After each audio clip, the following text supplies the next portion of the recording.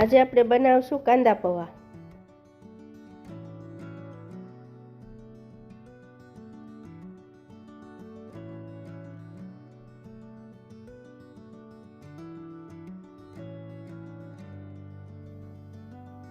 gas શરૂ કરશું, કડાઈ મૂકશું, તેલ નાખશું,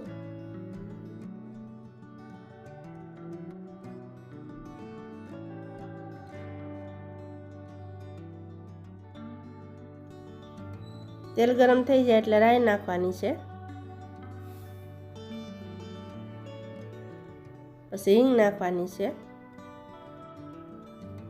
ડુંગળી બટેટા અને લસણ નાખવાનું છે આખું,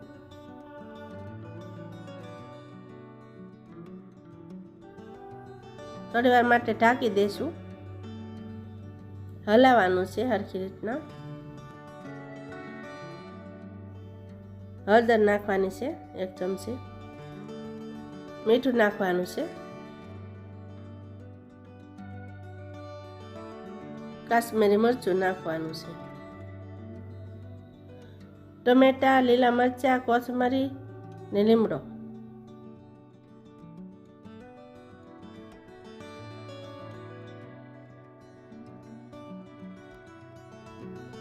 પૌવા 2 પાણીથી ધોઈને રાખ્યા છે, પૌવા નાખી દઈશું,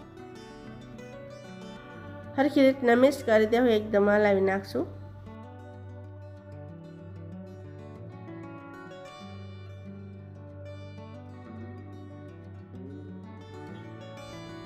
ખાંડ નાખવાની છે,